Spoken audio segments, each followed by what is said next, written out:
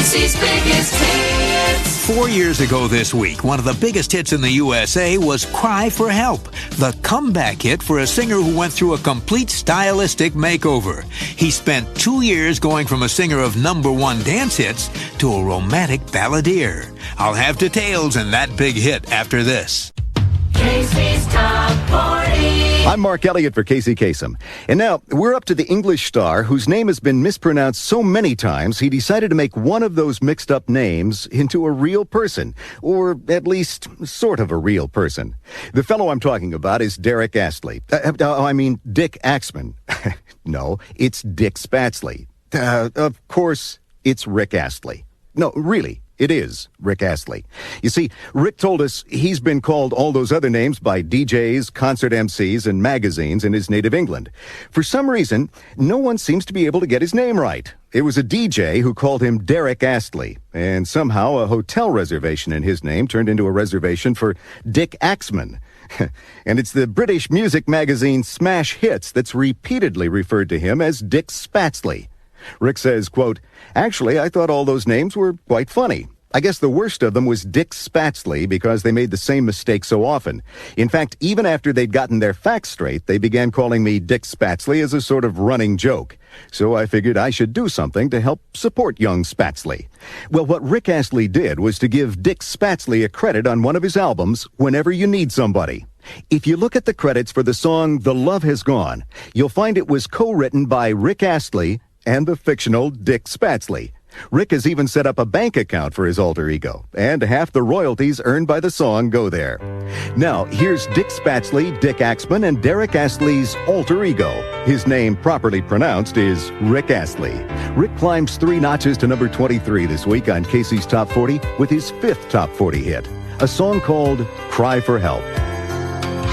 Casey's Top 40. I'm Casey Kasem on Casey's Top 40. Well, now we're up to the latest hit for Rick Astley, a singer who didn't begin his career wanting to be a singer. He became a singer because of the London fog. His first instrument of choice was the drums. He'd been given a drum kit as a birthday present when he was only 8 years old, and it quickly became his whole life. He played those drums every minute he could, and by his early teens, he started playing with local bands in the north of England, bands with names like Giveaway and the FBI. And it was when Rick was with the FBI that he discovered by accident his ability to sing. He'd always been a shower and bathtub singer, just a cheerful amateur. But one night when his group, the FBI, had been booked to play a wedding, they got a frantic call from their singer. He'd gone to London the day before, and a world-class fog had rolled in. There was no way he could drive back in time. The fog was that thick. If he tried driving back, he'd be taking his life in his hands. The band members held a hurried meeting to figure out just exactly what to do. The guitarist said he couldn't sing, the bass player said he couldn't sing, and all that was left was the drummer, Rick Astley. He said he couldn't sing either, but if they wanted, he'd give it a try. Well, that night, Rick was pleasantly surprised. He discovered that night at the wedding that as much fun as it was to play drums, it was even more fun to sing in front of an audience. And he was good at it. So good that singing became a new career. This week, a decade later, Rick Astley's singing his 5th top 10 hit.